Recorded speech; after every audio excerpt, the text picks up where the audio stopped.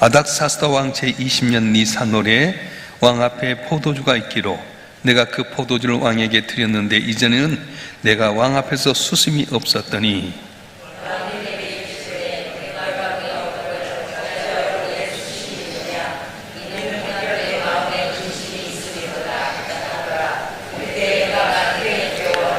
왕께 대답하되 왕은 만세수를 하옵소서. 내 조상들의 묘실이 있는 성읍이 이제까지 황폐하고 성문이 불탔사오니 내가 어찌 얼굴에 수심이 없사오리까 하니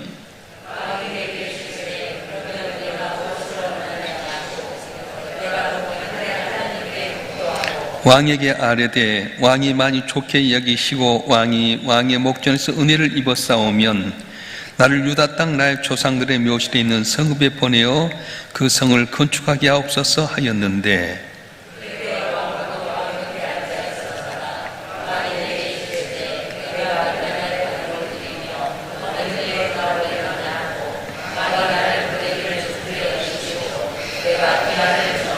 내가 또 왕에게 아뢰되 왕이 많이 좋게 여기시거든 강 서쪽 총독들에게 내리신 조서를 내게 주사 그 나를 용납하여 유대에 들어갈까지 통과하게 하시고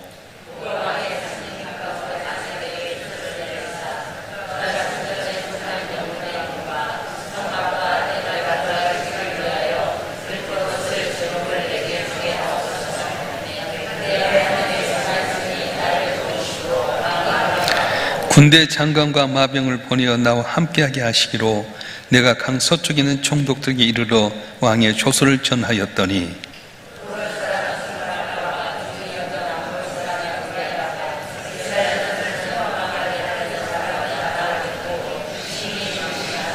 내가 예루살렘에 이르러 머무른 지 사흘 만에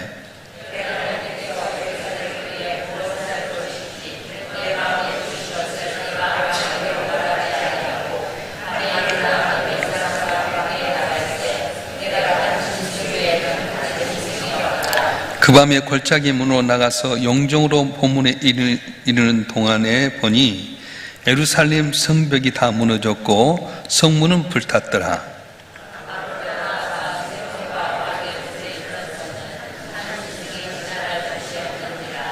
그 밤에 시내를 따라 올라가서 성벽을 살펴본 후에 돌아서 골짜기 문으로 돌아왔으나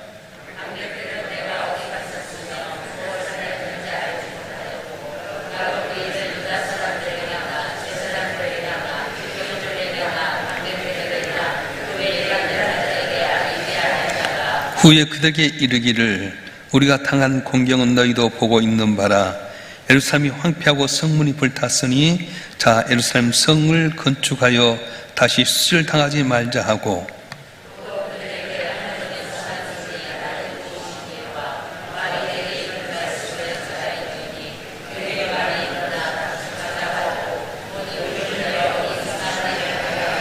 호론 사람 산발락과 종이었던 암몬 사람 도비아와 아라비아 사람 게셈이 이 말을 듣고 우리를 업신여기고 우리를 비웃어 이르되 너희가 하는 일이 무엇이냐 너희가 왕을 배반하고자 하느냐 하기로 내가 그들에게 대답하여 이르되 하늘의 하나님이 우리를 형통하게 하시리니 그의 종들인 우리가 일어나 건축하려니와 오직 너희는 예루살렘에서 아무 기업도 없고 권리도 없고 기억되는 바도 없다 하였느니라. 아멘. 세상을 살아가면서 사람의 마음을 움직이지 않으면 안 될 때가 있습니다. 귀중하게 여겼던 자녀가 속을 상하게 할 때 그 자녀의 마음이 녹아져야 될 텐데 그러지 못했을 때 부모의 마음이 얼마나 아픈지 모릅니다. 또 같이 살아야 될 부부간에도 갈등이 있을 때 또 고부간에 갈등이 있을 때 그 마음이 움직이면 풀려지게 되는데 그러지 못할 때가 참 많습니다. 또 내가 거래하는 사업체의 사장님 마음이 감동이 되면 잘 내 사업이 잘 텐데 그 마음이 감동돼야 될 때가 있습니다. 또 회사에서 같이 일을 하는데 팀워크를 이루어야 될 동료의 마음이 이게 녹아지지 아니하면 항상 어렵지 않겠습니까? 그래서 세상을 살아가면서 내가 만난 사람들의 마음이 녹아지고 변화가 되면 형통하게 되는데 만만치 않다는 겁니다. 근데 오늘 본문의 말씀에 보게 되면 왕의 마음을 변화시킨 사람이 있었어요. 그가 누구냐? 바로 느헤미야라고 하는 사람입니다. 어떻게 해서 느헤미야가 왕의 마음을 움직였는가? 오늘 본문의 말씀을 우리가 잘 깊이 생각해 보면 우리가 살아갈 때 대인관계 속에서 승리하게 되는데, 여러분 한 분 한 분 말씀을 잘 깨달아서 행함으로 말미암아 복받는 여러분이 되었으면 좋겠습니다. 어떻게 해서 느헤미야가 왕의 마음을 움직였습니까? 먼저는 맡은 일에 성실하게 최선을 다해야 된다는 겁니다. 맡은 일에 성실하게 최선을 다하라는 거예요. 오늘 본문에 보게 되면 이 느헤미야는 파사의 아닥사스다 왕을 섬기는 사람이었습니다. 이민자였습니다. 포로 잡혀왔던 사람이었는데 그가 성실히 행하는 가운데 왕궁에서 술 맡은 관원장이 되었어요. 우리가 보면 술 따라주고 그런 사람인 줄 알지만은, 어제도 말씀했습니다마는 왕이 단순히 술만 따라준 것이 아니라 술을 대장하면서 민정에 대한 소식도 듣게 되고 왕이 또 고민한 문제도 일으게 되는 오늘날 비서실장이나 민정수석 정도의 높은 고관이었습니다. 그가 이제 이렇게 궁중에 섬기고 있는데 고국에서 돌아왔던 형제 하나니가 자기 고국 땅의 상황을 이야기합니다. 형님, 가서 보았더니 우리 성벽이 다 무너졌습니다. 성문도 불타버렸습니다. 우리가 믿음 갖고 다 고국에 갔는데 거기 있는 사람들에 의해서, 사마리아 사람들에 의해서 고통당하고 어려움 당합니다. 이 말을 들었던 이 느헤미야는 마음이 아팠습니다. 슬퍼하며 애통하며 금식하며 기도했다고 말합니다. 자, 이런 가운데 그의 근심이 얼굴로 드러났어요. 여러분, 그 사람 얼굴 보면 그분이 좋은지 기분이 나쁜지 알지 않습니까? 그런데 오늘 느헤미야가 자기 고국의 이야기 상황을 듣고 마음에 근심한 것이 드러나 버렸어요. 한번 읽어보겠습니다. 오늘 2장 1절과 2절 말씀 한번 읽어보겠습니다. 시작. 아닥사스다 왕 제20년 니산월에 왕 앞에 포도주가 있기로 내가 그 포도주를 왕에게 드렸는데 이전 내가 왕 앞에 수심이 없었더니 왕이 내게 이르시되 내가 병이었거늘 어찌하여 얼굴에 수심이 있느냐? 이는 필연 내 마음에 근심이 있음이로다 하더라. 그때 내가 크게 두려워하여. 당시 누구든지 막론하고 왕 앞에 슬픈 기색을 내서는 안 됩니다. 항상 웃는 얼굴이 됩니다. 왜냐하면 왕이 다 치세를 잘 다스리고 있다는 것을 보여주기, 왕의 권위를 높여주기 위해서 항상 밝은 얼굴을 해야 될 텐데, 가장 가까이서 자기를 보자고 술 맡은 사람이, 관원이 얼굴에 수심이 있으니 어떻게 합니까? 특별히 왕후까지 모여서 참 기쁜 잔치를 하고 있는데 얼굴에 수심이 가득하 있으니 이걸 봤던 왕이 들으니까 네가 어찌하여 얼굴에 수심이 가득하느냐 물어보게 된 겁니다. 이건 그 당시 형벌 받아야 할 당연합니다. 그 기쁜 자리에서 전체 술자리 판을 깨뜨리니까 꾸중을 듣거나 당장 감옥에 가야 될 텐데, 오늘 2절 하반절에 보면 그때 내가 크게 두려워하여 이렇게 기록한 걸 보면 왕이 자기를 감옥에 보내거나 그냥 지를 박탈하거나 어려운 벌을 줄 것 같아서 두려워했다는 거예요. 그런데 왕이 어떻습니까? 분노하지 않습니다. 근심하고 있는 느헤미야를 당장 감옥에 끌어가라고 하지 않습니다. 무엇 때문에 근심하느냐? 안타까운 마음으로 느헤미야를 격려하고 있습니다. 이것뿐만 아닙니다. 오늘 4절 말씀 한번 읽어볼까요? 4절 말씀 시작. 왕이 내게 이르시되 그러면 내가 무엇을 원하느냐 하시로 내가 곧 하늘의 하나님께 묵도하고. 내가 무엇을 원하느냐, 이 부분이 중요합니다.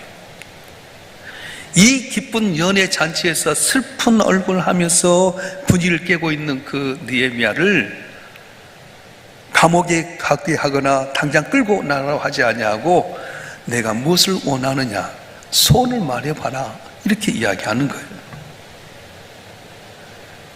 느헤미야 왕이, 이 아닥사스 왕이 느헤미야에게 이렇게 한 이유가 무엇일까요?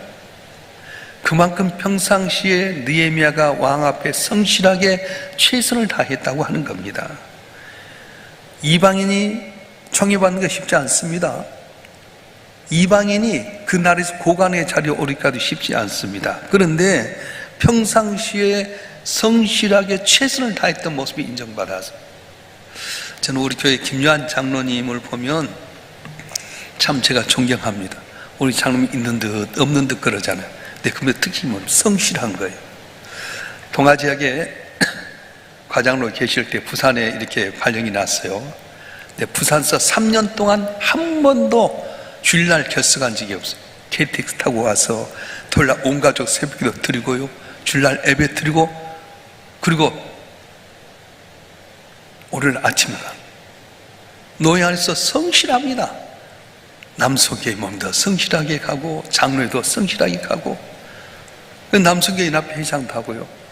작년에 이제 노예 분회장 했는데 서울에 이제 큰 교회 장로님이, 그분 돈도 많아요.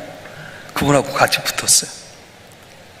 이야, 그분 평생 돈도 많이 쓰고요. 우리도 김요한 장로님이 어차피 분회장 나가서 이겨야 되잖아요. 여러 가지 작전을 쓰고 했는데 당일날 딱 구파발표에 갔는데 우리 장로님들하고 교육자를 오겠는데 구파발표가 주차장이 별로 없어요. 그래서 우리 교육자들은 예배가 시작하고 나서 왔어. 이유철 장로님만 좀 빨리 온 거예요.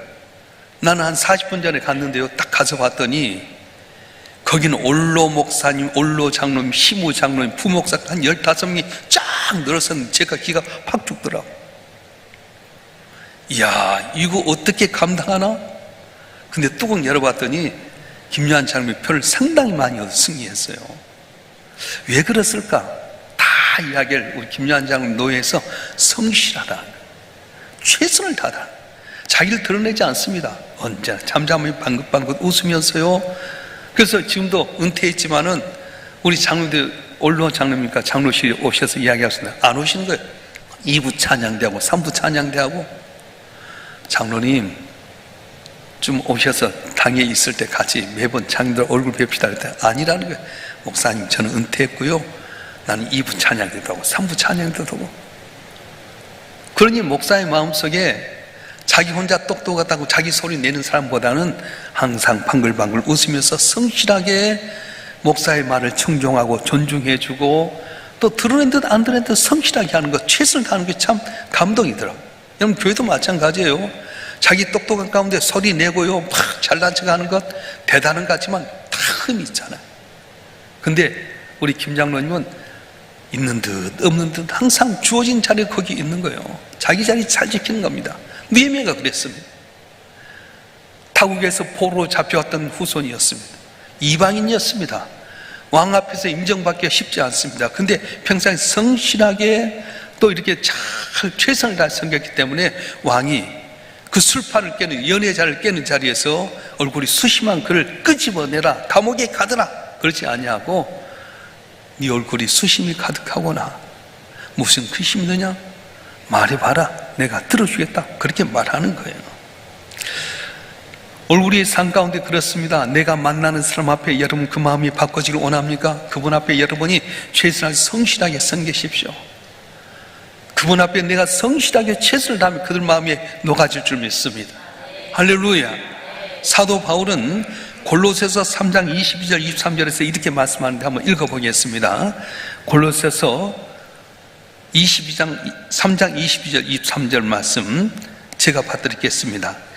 종들아, 모든 일에 육신의 상견들에게 순종하되 사람을 기쁘게 하는 자와 같이 눈가림만 하지 말고 오직 주를 두려하여 성실한 마음으로 하라.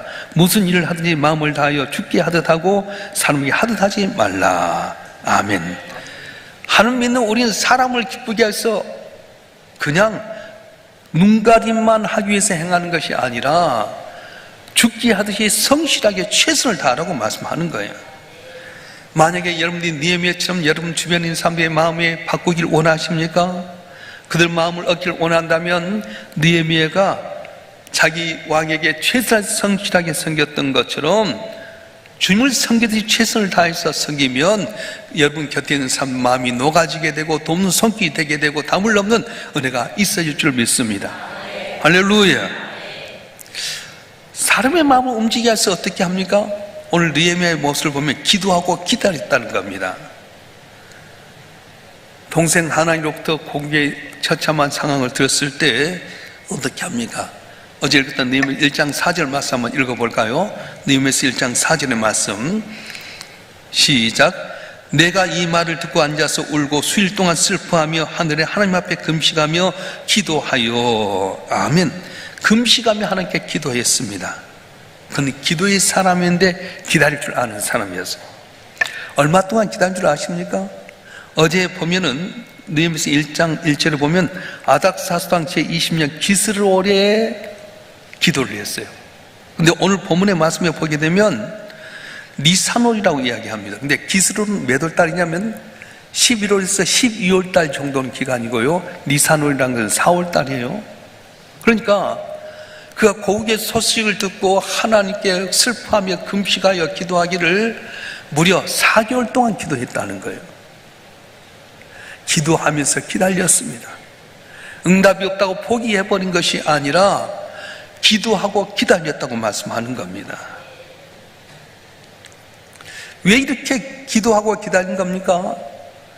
아닥사스다 왕의 마음에 감동되고 허락을 받지 아니하면 아무리 내가 고향 땅에 가서 성벽을 재건하려도 재건할 수가 없어요. 왕의 허락이 있어야 되지 않습니까? 이전에 이 아닥사스다 왕이 에스라를 통해서 성벽을 재건하고 그럴 때에 사마리아 사람들이 왕에게 고소를 했어요. 이 유다인들은 아주 강팍한 사람들입니다. 만약에 성벽을 쌓고 튼튼하게 쌓으면 세금 내지 않을 겁니다. 쿠데타 이룰 겁니다. 성벽을 재건하지 못하게 합시다. 이 말을 듣고 아닥사 왕이 성벽을 재건하지 못하게 했던 그런 왕이잖아요. 아닥사 왕이 굉장히 고집이 셌던 왕이었다고 합니다. 그런데 그 왕에게 자기 고국 땅에 들어가 성벽을 재건하게 달라고 요청하면 쉽게 들어주겠어요? 왕이 조서를 한번 낼 때 이렇게 변화시킬 수 있었겠습니까? 그런데 느헤미야는 하나님께 기도하는 겁니다. 하나님, 왕의 마음이 녹아지게 하여 주시옵소서. 왕이 승낙해 주게 하시옵소서. 조서를 변경해서 성벽을 재건하도록 도와주시옵소서. 무려 4개월 동안 기도했다는 거예요. 그런데 4개월 동안 기도했다는 말은 뭐냐면 4개월 동안 기도했음에도 응답이 없었다고 이야기할 수 있는 겁니다. 여러분 마찬가지예요. 내가 기도했는데 응답이 없다고 벌떡 일어서면 안 됩니다. 기도했으면 응답할 때 기다려야 됩니다. 하나님 기다리게 하신 하나님이십니다. 요셉을 하면 애굽의 국무총리 되도록 13년을 기다리게 했고요, 모세를 하면 자기 백성을 건지도록 하기 위해서 40년을 기다리게 만드셨습니다. 예수님께서 공생이 3년을 있어 30년을 기다리게끔 하나님께 그렇게 하셨어요. 우리 하나님은 기다리게 만드신 하나님입니다. 자, 이사야서 30장 18절 말씀 한번 읽어볼까요? 이사야서 30장 18절 말씀 시작. 그러나 여호와께서 기다리시라니 이는 너에게 은혜를 베풀려 하시며 일어나시니 이는 너희를 긍휼히 여겨 하심이라. 대저 여호와는 정의의 하나님이시라. 그를 기다린 자마다 복이 있도다. 아멘. 왜 여호와 하나님께 기다리십니까? 저와 여러분 한 번 하면 은혜 받도록 하기 위해 하나님 기다리신다는 거예요. 누가 복이 있습니까?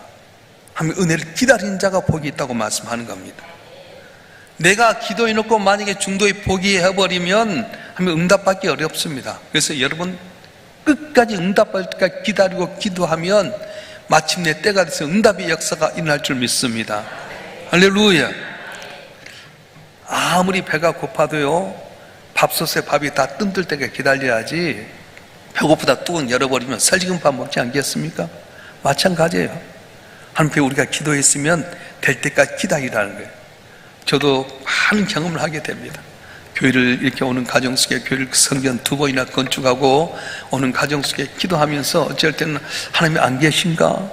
하나님 응답이 없으신가? 나를 모르는 채 하신가? 근데 끝까지 낙심하지 않고 기도하면 때가 있더라고요.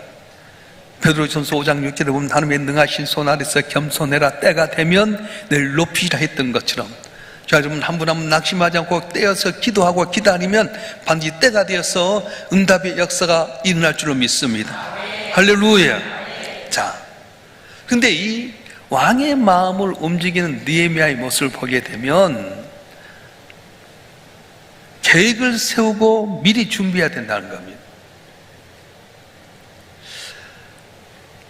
기도하면서 느헤미야가 했던 한 가지 일이 있었어요. 그게 뭐냐면 자세하게 계획을 세웠어요. 막연히 기도만 한 것 아니에요. 기도하면서 구체적으로 계획을 세웠습니다.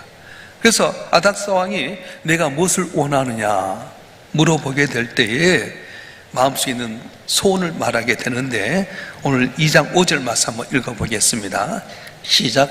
왕에게 아뢰되 왕이 만일 좋게 여기시고 종이 왕의 목적 은혜를 얻어 싸우면 날 유다 땅 날 조상들의 묘시 있는 성읍에 보내어 그 성을 건축하게 하옵소서 하였는데, 이렇게 하니까 왕이 다시 묻습니다. 그러면 너 유다까지 가서 돌아올 때 몇 날이 걸리겠느냐?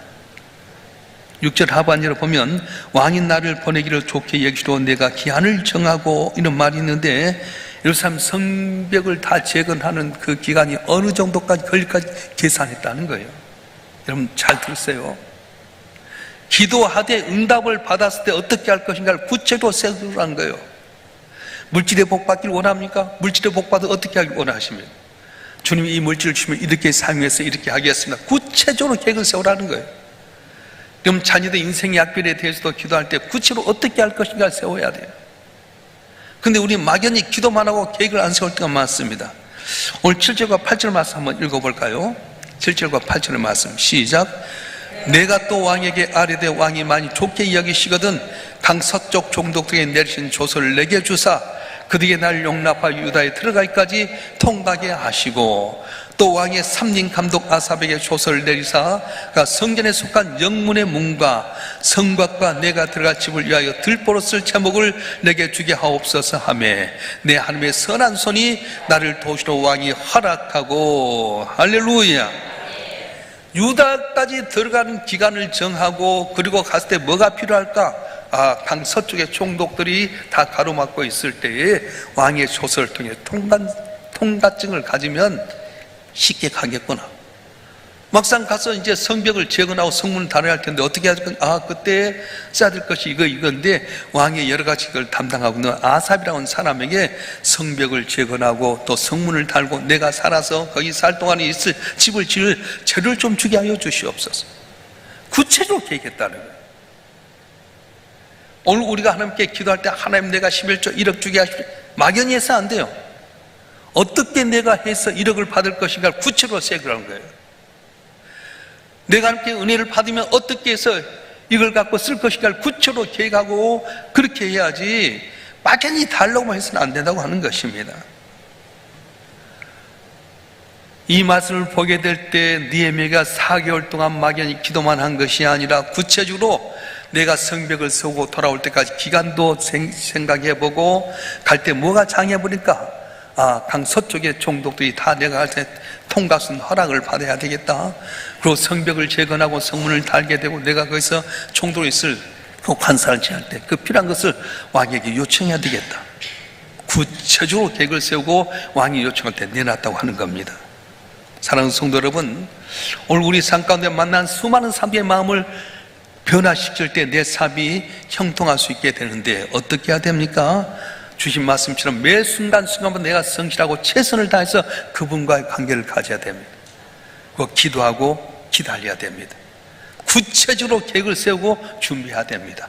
그럴 때 하나님의 선한 손이 함께하여서 놀라운 응답의 역사가 일어날 줄로 믿습니다. 오늘 나온 여러분 한 분 한 분이 이 비결을 통해 승리하길 주님 축원합니다. 축원합니다. 기도하겠습니다.